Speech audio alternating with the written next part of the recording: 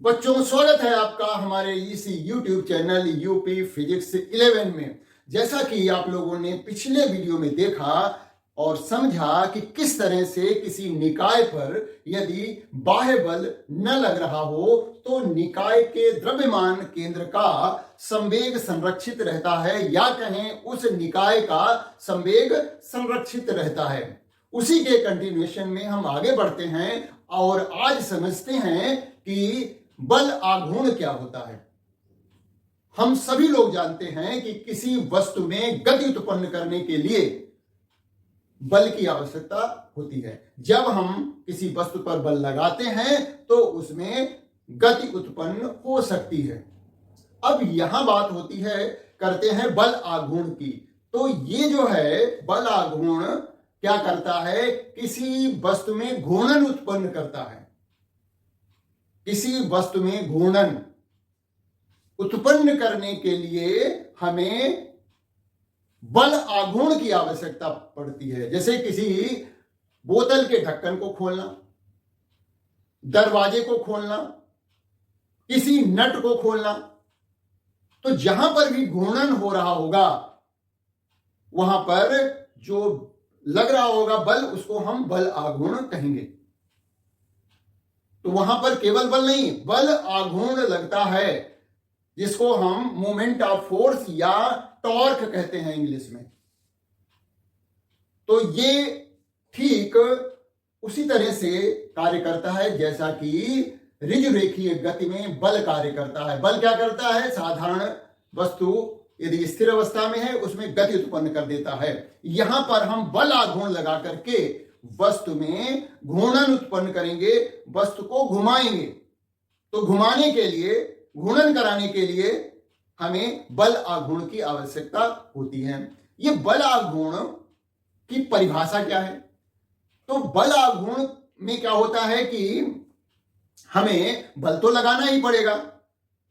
अब उस बल का आघूर्ण क्या होगा, इसके लिए हमें उस वस्तु या पिंड जिसमें हमें घूर्णन उत्पन्न करना है, तो उसके लिए एक अक्ष निर्धारित होगा, जिस अक्ष के चारों तरफ उस वस्तु को हमें घुमाना है। तो उस अक्ष से कितनी दूरी पर हम बल लगा रहे हैं, बल तो लगाएंगे ही लगाएंगे। तो उस अक्ष से, जिस अक्ष के परितः वो वस्तु घूमनी है या पिंड घूमना है, उससे कितनी दूरी पर हम बल लगा रहे हैं। तो बल की क्रिया रेखा, बल की क्रिया रेखा की दूरी कहां से ज्ञात करनी होगी, घूर्णन अक्ष से बल की क्रिया रेखा की लंबवत दूरी मालूम करेंगे और बल के परिमाण को जब बल की क्रिया रेखा से अक्ष, घूर्णन अक्ष की लंबवत दूरी से गुणा कर देंगे तो हमें बल आघूर्ण का मान प्राप्त हो जाएगा। परिभाषा वैसे तो मैंने लिख रखी है। देखिए क्या होता है, किसी कण या वस्तु पर लगने वाले बल आघूर्ण का परिमाण कण पर लगने वाले, कण कहें या वस्तु कहें, कण पर लगने वाले बल के परिमाण तथा बल की क्रिया रेखा की घूर्णन अक्ष से लंबवत दूरी के गुणनफल के बराबर होता है। बिल्कुल आसान है, कहीं मुश्किल नहीं है। जैसे हमने दिखाया है, यहां पर एक कण P है और P पर बल जो है वो F लग रहा है। ये बल जो है F लगाया गया है, x अक्ष के साथ थीटा कोण बना रहा है। अब हमने इसको पीछे की तरफ बढ़ाया तो हमें, और पीछे तरफ बढ़ाने पर जो घूर्णन अक्ष क्या है, z अक्ष जो है के परितः हम इसको कण को घुमाना चाह रहे हैं। तो इस z अक्ष से बल की क्रिया रेखा की लंबवत दूरी ON हो गई और बिंदु P जो है की सदिश दूरी R है। तो यहां पर हमने लिखा है कि माना किसी कण की सदिश दूरी घूर्णन अक्ष से, घूर्णन अक्ष से सदिश दूरी R है तथा इस पर बल F लगाया गया।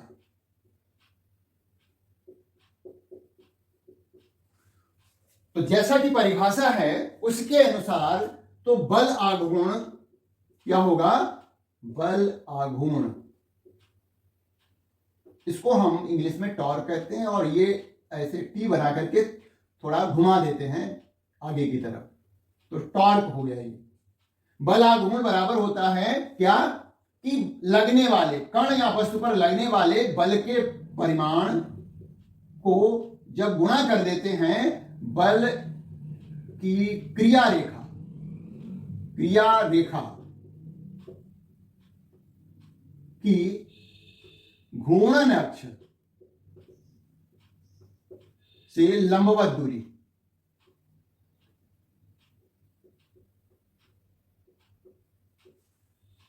तो बल आघूर्ण टॉ बराबर हो जाएगा, बल का मान F है और क्रिया रेखा, बल की क्रिया रेखा से घूर्णन अक्ष की दूरी जो लंबवत दूरी है वो ON है। अब ON का मान हम निकालेंगे। ये जो संपूर्ण त्रिभुज बन रहा है, देखिए ये शीर्षाभिमुख कोण हो गया, ये त्रिभुज बन रहा है ONP, त्रिभुज ONP में क्या हो रहा है, साइन थीटा बराबर है ON बटे OP। OP का जो परिमाण है वो R के बराबर है, तो इस तरह से साइन थीटा बराबर हो गया ON बटे R, तो ON बराबर हो गया R साइन थीटा, तो टॉ बराबर हो जाएगा F और ON का मान क्या हो गया, R साइन थीटा। तो टॉर्क यानी जो बल आघूर्ण है का ये सूत्र हमें प्राप्त हो जा रहा है, टॉ बराबर होता है, बल आघूर्ण बराबर होता है F R साइन थीटा।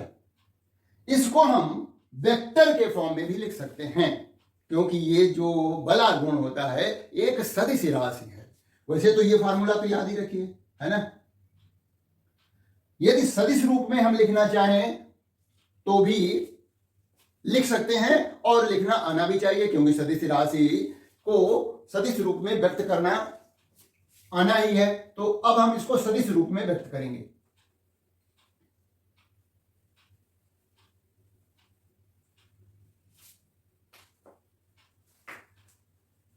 टॉ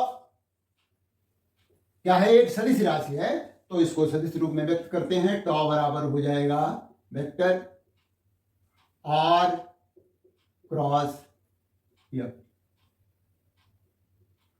हम R क्रॉस F करेंगे, क्रॉस प्रोडक्ट होगा, F क्रॉस R नहीं कर सकते, R क्रॉस F करना है ना, बदल नहीं सकते, जैसा लिखा है उसी के अकॉर्डिंग करेंगे, है ना। तो यहां पर चूंकि बल आघूर्ण जो है, बल आघूर्ण एक सदिश राशि वेक्टर है जिसकी दिशा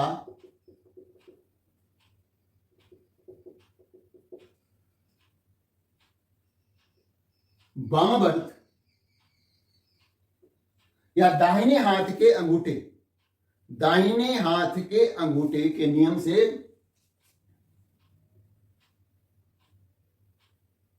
दाहिने हाथ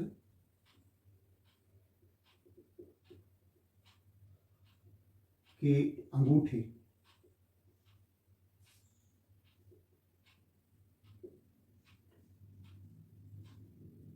या देखिए, ये जो हम क्रॉस प्रोडक्ट निकालते हैं, ए क्रॉस बी बताया जा चुका है, तो वही नियम लग रहा, कोई अलग से नहीं लग रहा है। तो वहां पर भी हमने दाहिने हाथ का अंगूठे का नियम लगाया था, और आर क्रॉस एफ, आर से एफ की तरफ मोड़ रहे थे अंगूठा हाथ अपना दाहिना हाथ। तो ये जो अंगूठा था वो जो क्रॉस प्रोडक्ट करने पर जो राशि प्राप्त होती है उसकी दिशा बताता था। ठीक उसी तरह से हम यहां पर भी जो है पता करेंगे, और दिशा जो है दाहिना हाथ है तो दक्षिणावर्त पेंच का नियम भी लगा सकते हैं, है ना। तो दाहिने हाथ के अंगूठे या दक्षिणावर्त पेंच के नियम से ज्ञात की जाती है।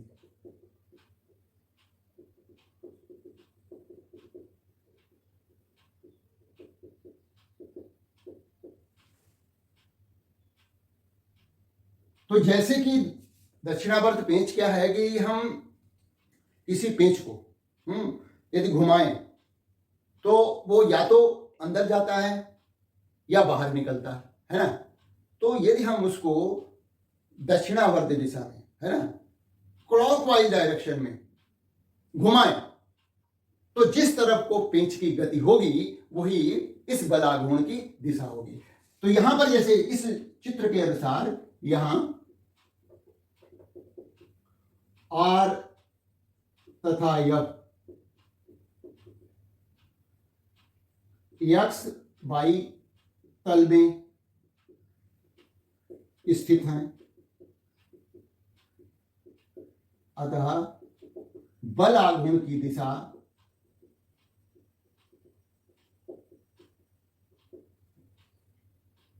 जेड अक्ष के अनुदिश होगी।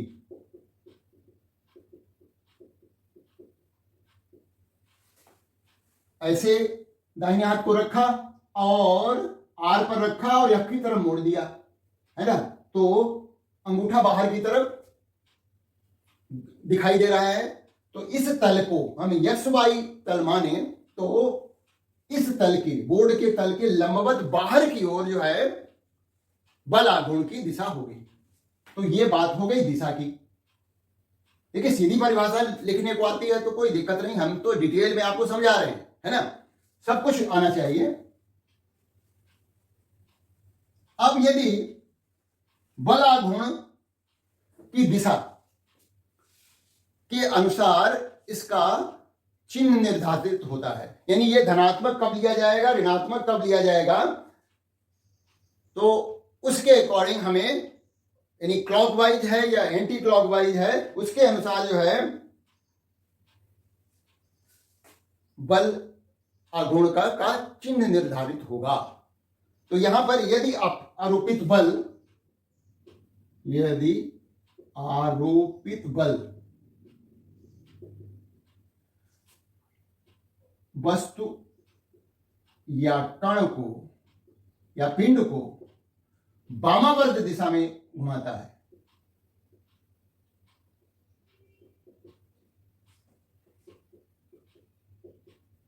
जिसको कहते हैं एंटी क्लॉकवाइज,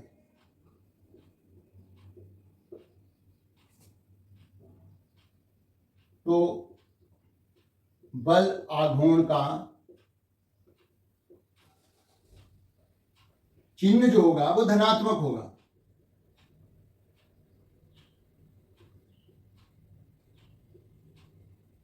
तथा यदि वस्तु दक्षिणावर्त दिशा में घूम रही होगी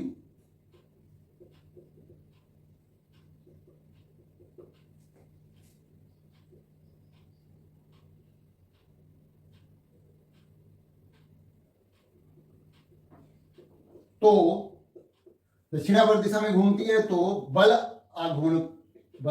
आघूर्ण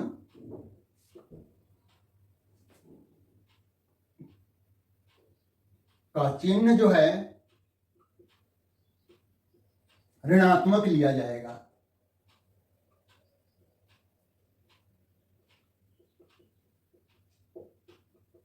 तो बस इतना याद रखना है, यदि वो एंटी क्लॉकवाइज घुमाने की प्रवृत्ति रखता है तो हमें बल आघूर्ण धनात्मक लेना है, और यदि वो लगने वाला बल वस्तु को दक्षिणावर्त दिशा में घुमाने का प्रयत्न करता है तो जो बल आघूर्ण उत्पन्न होगा वो ऋणात्मक होगा।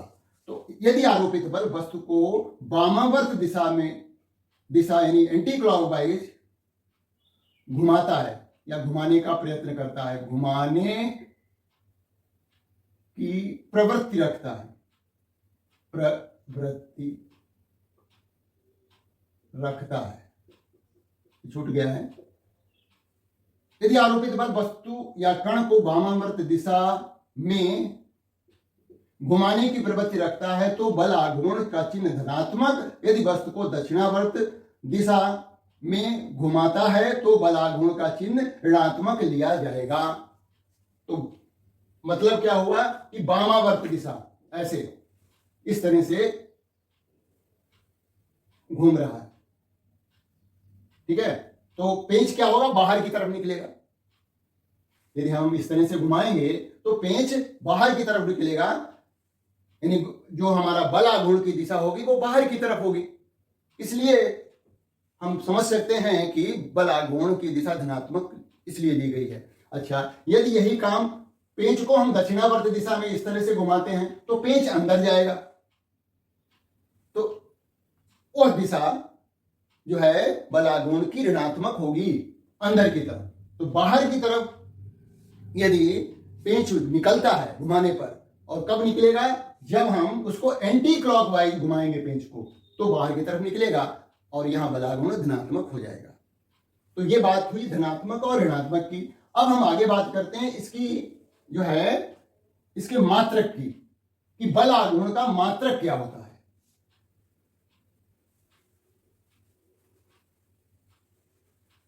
बल आघूर्ण का मात्रक, और इसकी बीमा भी लिखनी आनी चाहिए, वो भी बहुत आसान है। मात्रक, ठीक है। सूत्र हमारा जो है बल आघूर्ण का बराबर होता है एफ आर साइन थीटा, है ना। मात्रक देखिए, बल का मात्रक न्यूटन है और दूरी का मात्रक मीटर है, तो इसका मात्रक बल आघूर्ण का मात्रक हो गया न्यूटन मीटर। बीमा क्या होगी, बीमा निकालनी है तो बल की बीमा आपको लिखनी होगी और गुणा दूरी की बीमा लिखनी पड़ेगी। ये तो बीमाहीन राशि है ना। तो बीमा लिखनी है, बल बराबर होता है एम ए, है ना, और इंटू दूरी हमें और लिखना है। एम बल बराबर होता है द्रव्यमान गुणा त्वरण गुणा दूरी। तो देखिए द्रव्यमान का क्या होता है, किलोग्राम, है। किलोग्राम मींस मास की बीमा लिखनी पड़ेगी, और त्वरण की बीमा जो होती है एल टी माइनस 2 गुणा, ये हो गई बल की बीमा मीटर, न्यूटन मीटर। तो ये हो गई बल की बीमा और दूरी की बीमा, तो मिलाकर के हो गई M L square T minus 2। और ये देखिए बीमा कार्य की बीमा के बराबर है। कार्य की बीमा भी यही होती है, वो भी तो बल गुणा विस्थापन ही होता है, बल गुणा दूरी ही हो तो कार्य होता है। तो बल आघूर्ण की बीमा कार्य की बीमा के बराबर है या ऊर्जा की बीमा के बराबर है ना। तो इस तरह से हमने बल आघूर्ण की परिभाषा, देखिए सीधी सी बात है, बल आघूर्ण बराबर होता है बल गुणा बल की क्रिया रेखा की घूर्णन अक्ष से लंबवत दूरी की गुणा कर दीजिए तो बल आघूर्ण पता लग जाता है। और यहां पर देखिए चित्र से समझने की कोशिश करिए, जो हमने बल लगाया है वो देखिए ऐसे तिरछा लगा हुआ है, ये बल है, ये कोण थीटा है और ये हमारा घूर्णन अक्ष है। अब यहां पर देखा जाए तो बल के दो घटक प्राप्त करें हम। एफ का ये घटक जो एक्स अक्ष के अनुदिश होगा वो होगा एफ कॉस थीटा, और ये इसके लंबवत घटक होगा जो होगा एफ साइन थीटा। तो आरोपित बल के जो बल के दो घटक होंगे, एक तो होगा एफ कॉस थीटा जिसको कहते हैं त्रिज्य घटक, त्रिज्य घटक वो होगा एफ कॉस थीटा। त्रिज्य घटक क्यों कहते हैं भाई, जैसे मान लीजिए ये गोलाकार ऐसे घूम रहा है तो ये त्रिज्या के अनुदिश तो लग रहा है, इसलिए इसका नाम त्रिज्य घटक है। और दूसरा जो है लंबवत घटक है, घटक, जो कि है एफ साइन थीटा। तो अभी हमने जो सूत्र प्राप्त किया था वो बल आघूर्ण जो आया था, बल आघूर्ण वो आया था आर, वैसे तो एफ आर साइन थीटा लिखा था, इसको हम थोड़ा चेंज करके लिखें तो एफ साइन थीटा लिखा गुणा आर लिख दिया। तो एफ साइन थीटा क्या है? बल का जो है लंबवत घटक है। एफ साइन थीटा बल का, लगने वाले बल का लंबवत घटक है। अतः हम कह सकते ये लंबवत घटक है, बल का लंबवत घटक गुणा दूरी। तो बल आघूर्ण के लिए कौन सा घटक उत्तरदायी है? लंबवत घटक उत्तरदायी है, त्रिज्य घटक से कोई लेना देना नहीं। तो बल आघूर्ण के लिए, बल आघूर्ण के लिए बल का लंबवत घटक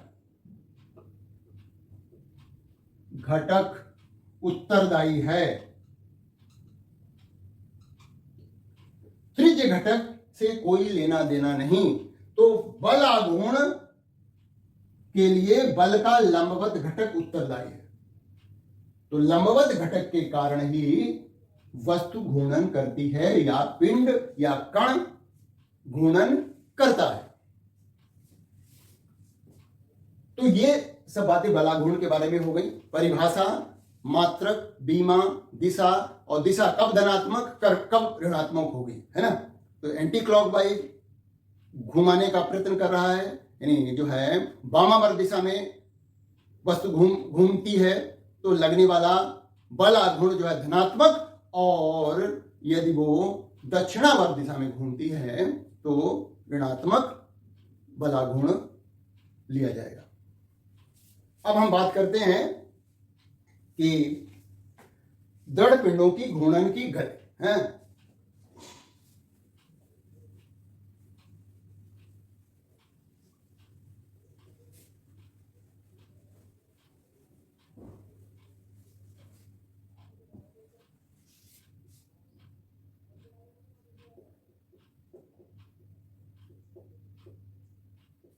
की घूर्णन गति, rotational motion of rigid body.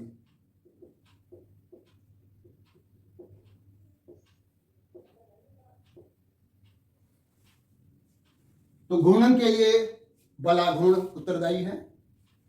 अब हम यहां पर कोणीय त्वरण की बात करेंगे, हालांकि इसके बारे में हम बात कर चुके हैं पहले भी। कोणीय त्वरण, जिसको हम अल्फा से प्रदर्शित करते हैं किसी घूर्णनशील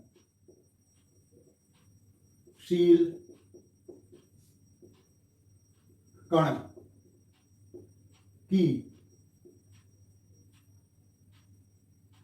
घूर्णन अक्ष के परितः कोणीय वेग परिवर्तन की दर, कोणीय वेग परिवर्तन की दर को कण का कोणीय त्वरण कहते हैं।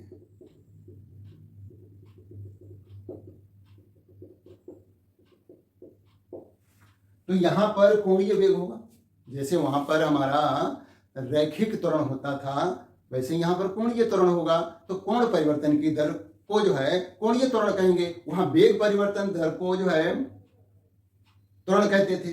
वहां वेग कैसा था? रैखिक वेग था। यहां कोण का परिवर्तन होगा, मतलब कोणीय वेग में परिवर्तन होगा समय के साथ, उसी को हम कोणीय त्वरण कहेंगे। तो किसी घूर्णनशील कण की घूर्णन अक्ष के परितः कोणीय वेग परिवर्तन की दर को कण का कोणीय त्वरण कहते हैं। तो कोणीय त्वरण क्या हो जाएगा? इसको हम औसत कोणीय त्वरण कह लेते हैं पहले। औसत कोणीय त्वरण बराबर होगा कोणीय वेग में परिवर्तन वेग में परिवर्तन बटे लिया गया समय। तो ये देखिए औसत W2 माइनस W1 बटे T2 माइनस T1। तो औसत कोणीय त्वरण का मान आ गया डेल्टा W बटे डेल्टा T। यदि समय अंतराल जो डेल्टा T है वो अति सूक्ष्म है, अति सूक्ष्म है, तो हमें तात्कालिक त्वरण प्राप्त होगा।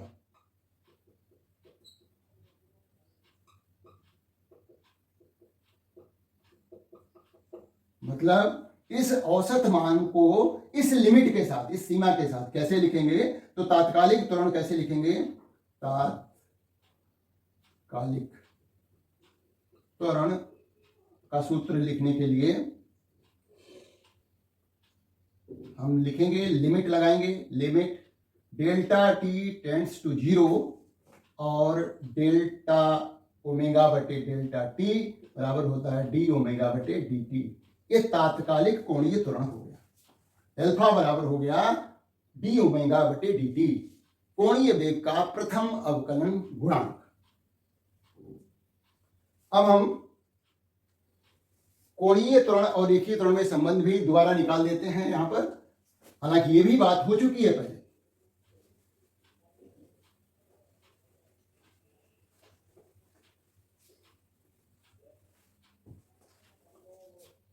कोणीय त्वरण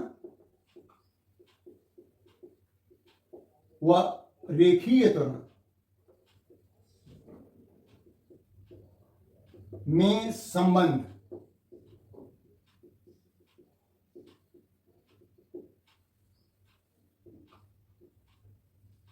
relation between angular acceleration and linear acceleration. तो हमें इसके लिए हमें जो है रेखीय वेग और कोणीय वेग का संबंध लिखना पड़ेगा। हम जानते हैं कि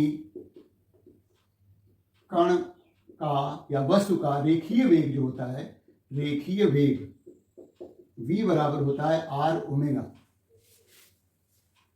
अब इसको अवकलन कर दीजिए। अवकलन करने पर हमें क्या प्राप्त होगा? dv बटे dt। r तो नियतांक है, मतलब उस की त्रिज्या है जिस घूर्णन अक्ष लिया गया है, और ये हो जाएगा डी ओमेगा बटे डी टी। तो ये क्या है? रेखीय त्वरण है पहला। a बराबर हो जाएगा r, और ये क्या है? डी ओमेगा बटे डी टी, ये अल्फा है, या कहें अल्फा बराबर हो गया a बटे r। इसको हम वेक्टर फॉर्म में भी लिखने चाहें तो लिख सकते हैं, क्योंकि ये भी सदिश राशियां हैं। तो a बराबर होता है अल्फा, पहले लिखा जाएगा r बाद, ये सदिश रूप हो गया इसका। तो ये संबंध भी पहले डिस्कस हो चुका है। अब हम बात करेंगे जो गति के समीकरण हैं उसके आधार पर घूर्णन गति के समीकरण लिखेंगे।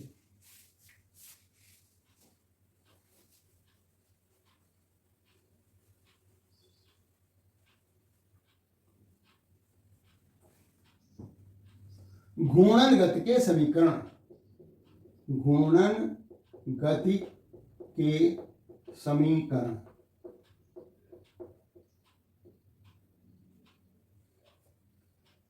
तो जैसा कि हमें रैखिक गति के समीकरण मालूम है, 3 v बराबर होता है u plus A T, yes बराबर होता है U T plus half A T square, और v स्क्वायर बराबर होता है u स्क्वायर प्लस 2as।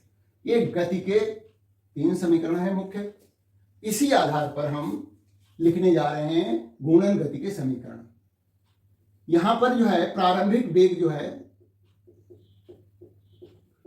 कोणीय वेग लेंगे हम, कोणीय वेग ओमेगा 0 लेंगे या ओमेगा नॉट पढ़ेंगे। और अंतिम कोणीय वेग जो लेंगे वो होगा ओमेगा।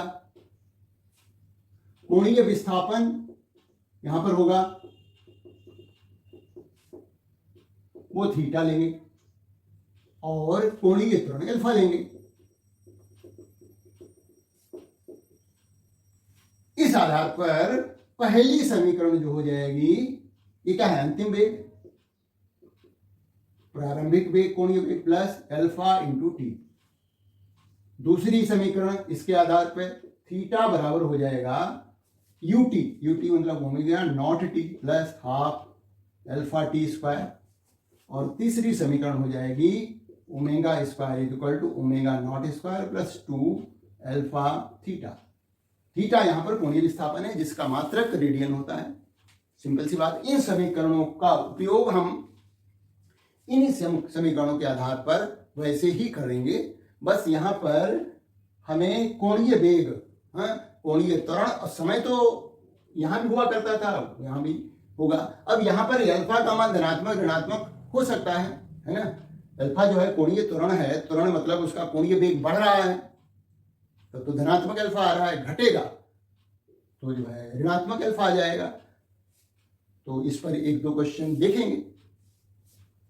अब हम बात करते हैं अगले अपने टॉपिक की, वो है जड़त्व आघूर्ण, मोमेंट ऑफ इनर्शिया। बड़ा इंपॉर्टेंट टॉपिक है। और जड़त्व के बारे में हम जान चुके हैं। जो Newton's law of motion, Newton के गति विषयक नियम जिस चैप्टर में पढ़े थे उसमें हमने जड़त्व के बारे में सीखा था। तो जड़त्व क्या होता है?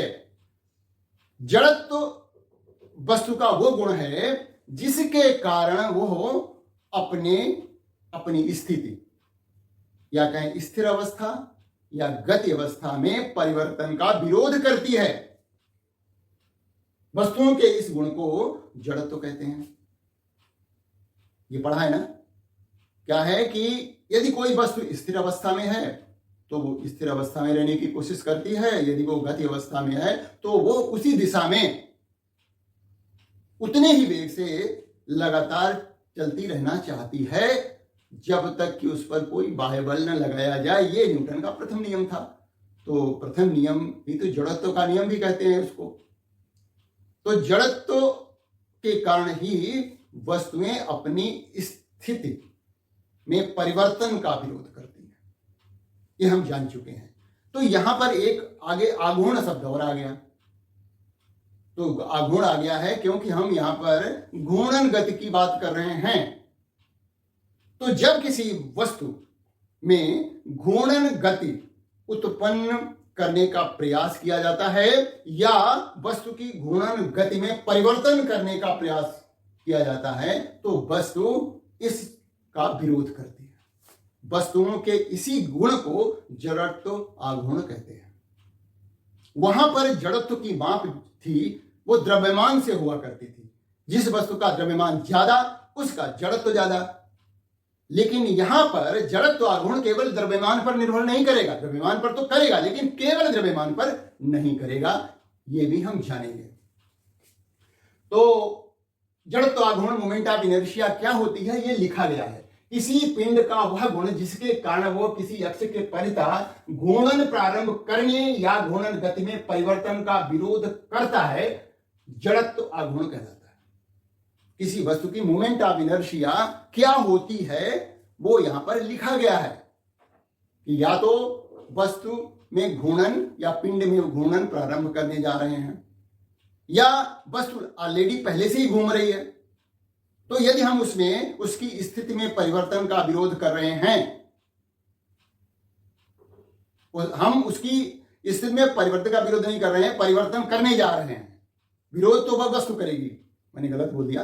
तो क्या होगा, वस्तु जो है उसकी घूर्णन गति प्रारंभ करने या ऑलरेडी पहले से घूम रही वस्तु की घूर्णन गति में यदि कोई परिवर्तन करने की कोशिश करता है तो वस्तु में यह गुण है कि वो उस परिवर्तन का विरोध करती है और वस्तुओं के इसी गुण को जड़त्व आघूर्ण कहते हैं। सीधी सी परिभाषा लिखी हुई है। तो यहां से हम वो परिभाषा नोट कर सकते हैं, किसी पिंड का वह गुण जिसके कारण वो किसी अक्ष के परितः घूर्णन प्रारंभ करने या घूर्णन गति में परिवर्तन का विरोध करती है, जड़त्व आघूर्ण कहलाता है। अब जड़त्व आघूर्ण कैसे ज्ञात करते हैं वो भी देख लेते हैं।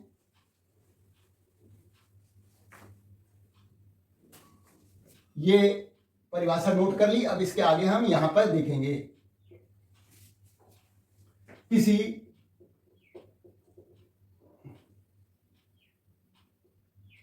घूर्णनशील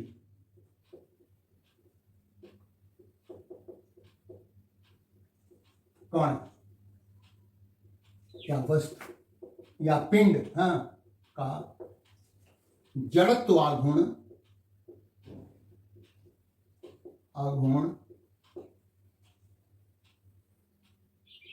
का मान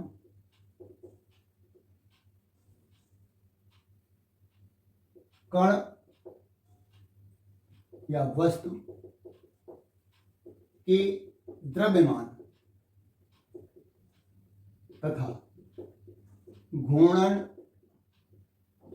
अक्ष से कण की लंबवत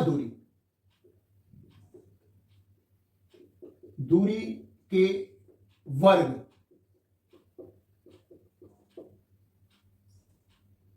से गुणा करने पर प्राप्त होता है। तो जड़त्व आघूर्ण कैसे प्राप्त करते हैं? किसी घूर्णनशील कण या वस्तु का जड़त्व आघूर्ण का मान कण या वस्तु के द्रव्यमान तथा घूर्णन अक्ष से कण की लंबवत दूरी के वर्ग से गुणा करने पर प्राप्त होता है। तो जड़त्व आघूर्ण क्या हो जाएगा? जड़त्व आघूर्ण बराबर हो जाएगा द्रव्यमान गुणा लंबवत घूर्णन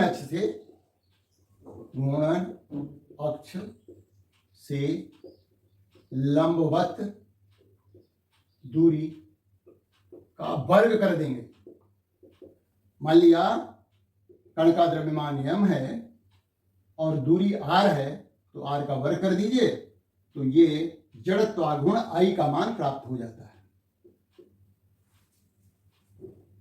अब इसी सूत्र के आधार पर हम एक जनरल फार्मूला निकालेंगे। माना किसी निकाय या वस्तु में n कण है तथा इनके द्रव्यमान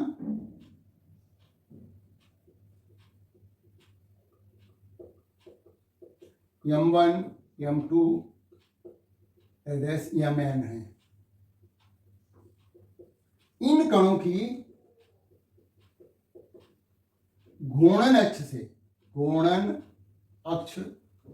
से लंबवत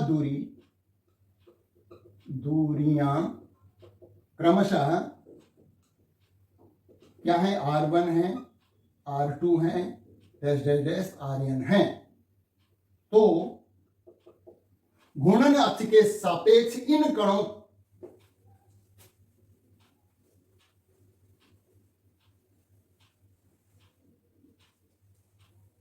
तो घूर्णन अक्ष के सापेक्ष इन कणों का जड़त्व आघूर्ण क्या होगा? m1 r1 का वर्ग कामा m2 r2 का वर्ग डैश डैश डैश और अंतिम कण mn rn का वर्ग। घूर्णन अक्ष के सापेक्ष इन कणों का जड़त्व आघूर्ण mn होगा। अतः निकाय वस्तु या कहें पिंड का जड़त्व आघूर्ण इन सभी कणों के जड़त्वागुण के योग के बराबर होगा।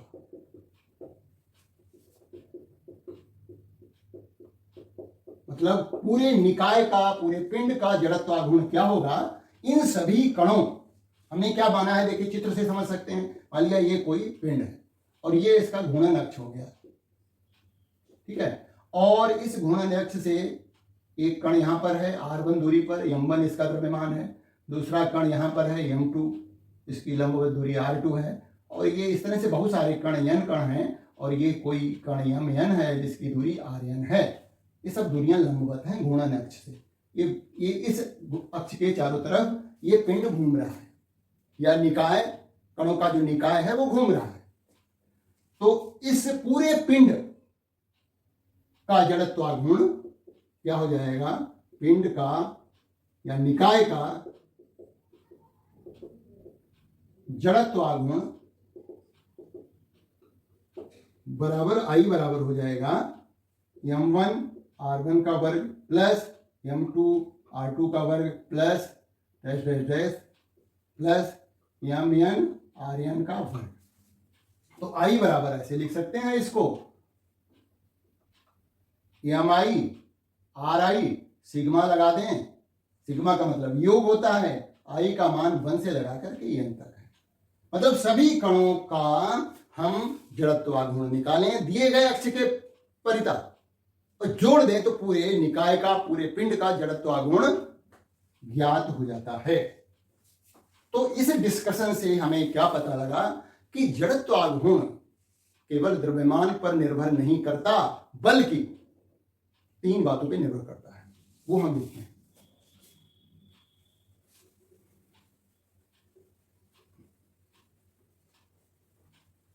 अतः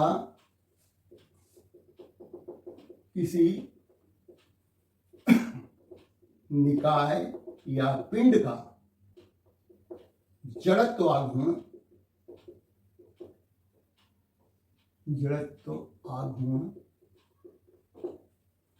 निर्भर करता है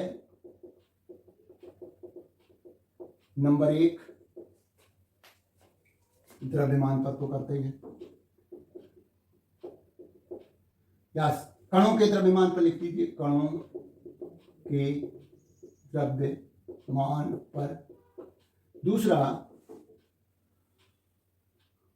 घूर्णन अक्ष की स्थिति पर, घूर्णन अक्ष की स्थिति पर।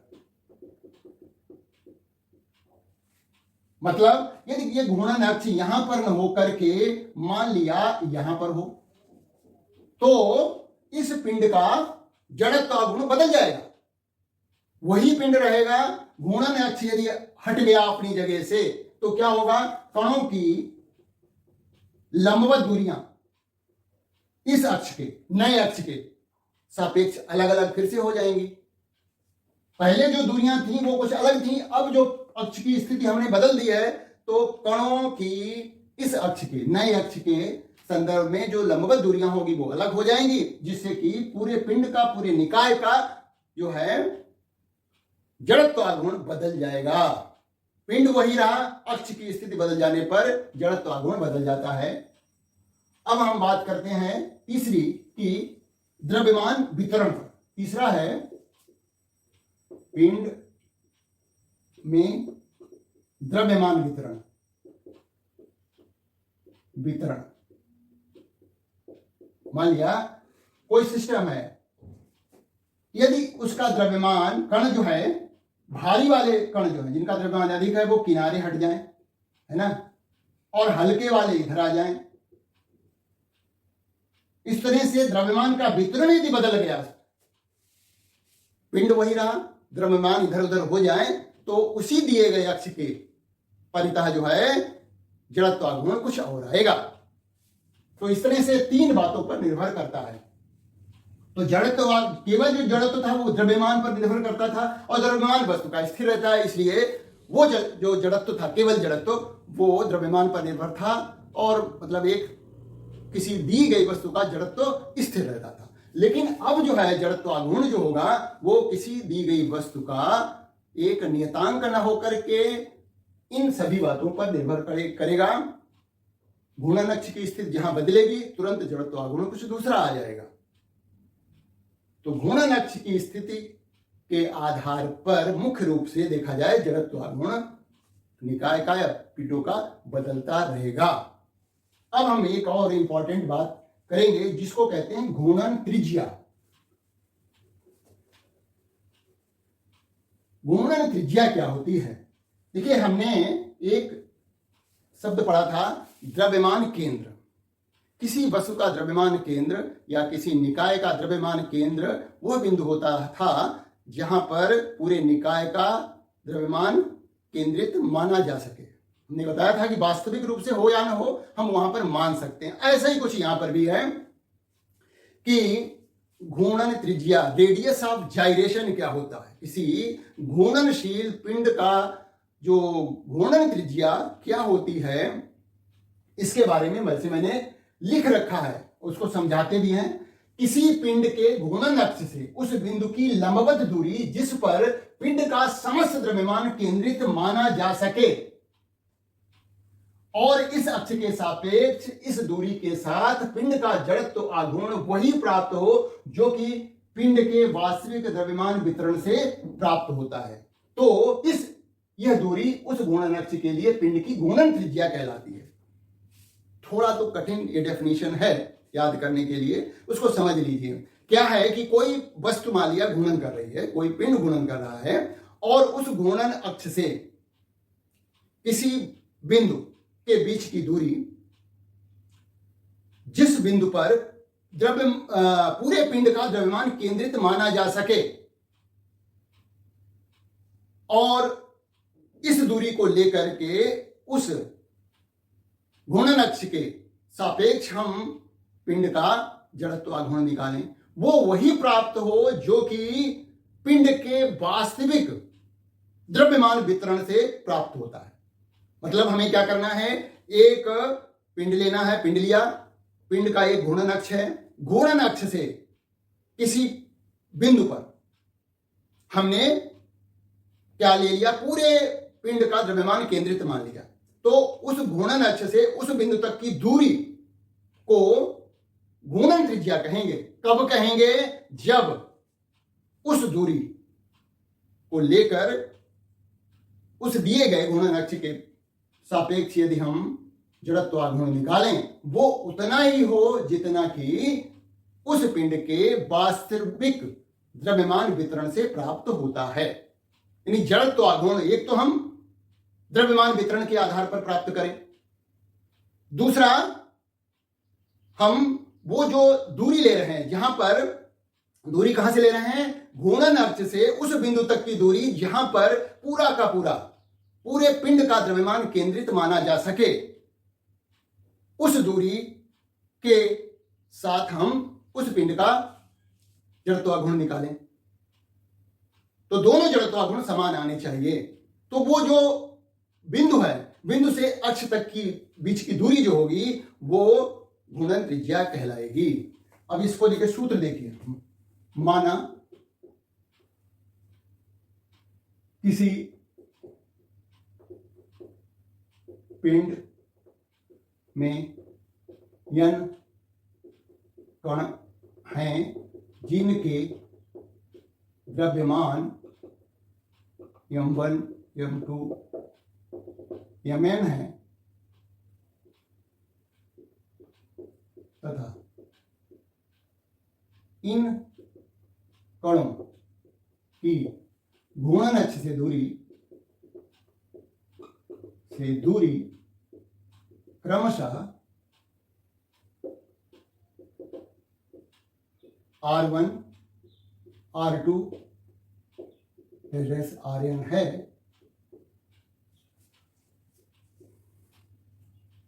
यदि पिंड के घूर्णन अक्ष से के दूरी पर कोई बिंदु है जिस पर पिंड का समस्त द्रव्यमान केंद्रित माना गया है, केंद्रित माना गया है। तो इस परिभाषा के अनुसार, तो परिभाषा के अनुसार क्या हो जाएगा, भाषा के अनुसार।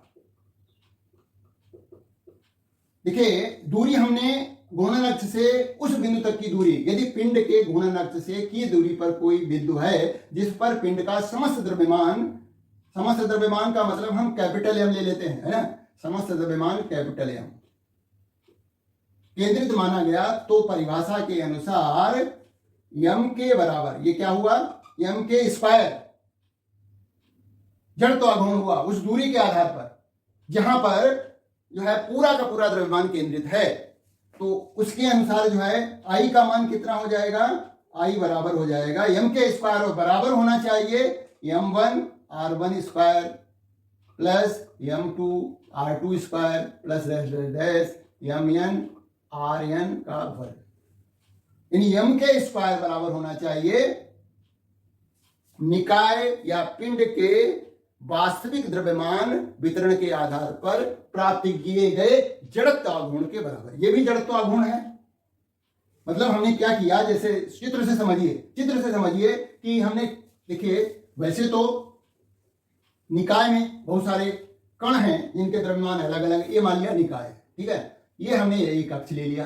अब ये कण जो है ये m1 है r1 दूरी पर, m2 है r2 दूरी पर। अब हम एक बिंदु P ले रहे हैं और हम मान रहे हैं कि ये घूर्णन अक्ष से k दूरी पर है और इस बिंदु P पर पूरे पिंड का समस्त द्रव्यमान केंद्रित मान लिया है, और वास्तविक रूप से ये पिंड क्या है, n कणों से मिलकर के बना है। तो क्योंकि पूरे पिंड का द्रव्यमान इस P बिंदु पर केंद्रित माना गया है, इसलिए इस अक्ष के सापेक्ष इस पिंड का जड़त्वाघूर्ण क्या होगा, m के स्क्वायर होगा, जड़त्वाघूर्ण की परिभाषा के अनुसार, सूत्र के अनुसार। और वास्तविक वितरण के आधार पर यदि हम पूरे पिंड का इस अक्ष के सापेक्ष जड़त्वाघूर्ण निकालेंगे तो वो सभी समस्त कणों के जड़त्वाघूर्णों के योग के बराबर होगा। अब आगे समझिए, यदि सभी कणों के द्रव्यमान समान हो, m1 बराबर m2 बराबर डैश डैश डैश mn बराबर m है, तो हम क्या ले सकते हैं कि m के बराबर के स्क्वायर बराबर हो जाएगा। देखिए m सब जगह m कर दिया हमने, m कॉमन हो जाएगा, है ना, यहां भी m है, यहां भी m है, यहां भी m कॉमन हो गया, तो क्या हो जाएगा r1 का वर्ग प्लस r2 का वर्ग plus dash dash dash rn का वर्ग, है ना। अब हम क्या कर रहे हैं, क्योंकि यहां पर कितने कण हैं, n कण है ना, तो n कण होने की वजह से m सभी कणों का द्रव्यमान, एक कण का द्रव्यमान हमने m माना है, सभी कणों के द्रव्यमान बराबर हैं, तो m गुणा n करके सभी कणों के द्रव्यमान प्राप्त किए जा सकते हैं। क्योंकि n ही कण है और एक कण का द्रव्यमान m है, तो m गुणा n करने से सारे कणों का यानी पूरे पिंड का द्रव्यमान पता लग गया। ये क्योंकि हमने यहां पर ये n से गुणा किया है तो n से भाग भी देना पड़ेगा, है ना, n से गुणा किया, n से भाग दिया, m गुणा n क्या हो गया, m गुणा n जो है, क्योंकि m गुणा n बराबर हो जाएगा कैपिटल M के, यानी पूरे पिंड के द्रव्यमान के, तो ये हो जाएगा m के स्क्वायर बराबर हो जाएगा, यहां हमने लिख दिया capital M r1 square plus r2 square plus dash dash dash rn का वर्ग बटे n, ये कट गया, तो k बराबर हो गया वर्गमूल क्या, r1 का वर्ग प्लस r2 का वर्ग plus dash dash dash rn का वर्ग बटे n। तो ये रेडियस ऑफ जाइरेशन, जिसको घूर्णन त्रिज्या कहते हैं, घूर्णन त्रिज्या का ये सूत्र भी आ गया। इस सूत्र के आधार पर यह परिभाषा लिखी गई है। इस सूत्र के बाद हम ये परिभाषा लिख सकते हैं, किसी पिंड की दिए गए घूर्णन अक्ष के सापेक्ष घूर्णन त्रिज्या पिंड के अवयवी कणों की घूर्णन अक्ष की दूरियों के वर्ग माध्य मूल के बराबर होती है। याद करने के लिए आसान है, के बराबर होता है वर्गमूल r1 square plus r2 square plus dash dash dash plus rn square बटे n। n क्या है? सारे कणों की संख्या जिससे वो पिंड बना है। तो किसी पिंड की दिए गए घूर्णन अक्ष के सापेक्ष घूर्णन त्रिज्या पिंड के अवयवी कणों की घूर्णन अक्ष से दूरियों के वर्ग माध्य मूल, ये क्या निकाल रहे हैं हम? दूरियों का वर्ग माध्य मूल निकाल रहे हैं। तो के का मान इतना हो जा रहा है। तो इस तरह से हमने आज जो है यहां तक ये चैप्टर कवर किया है। उम्मीद है कि आपको ये सभी बातें अच्छी तरह से समझ में आ गई होंगी। लगातार आपको वीडियो देखना है, समझना है और जो है हमारे इंस्ट्रक्शन को फॉलो करना है। तो निश्चित रूप से जो है समझिए कि आपको फिजिक्स आनी ही आनी है, समझ में तो आएगी आएगी। दोस्तों में वीडियो को शेयर करना मत भूलें, सब्सक्राइब करें। Thank you for watching this video.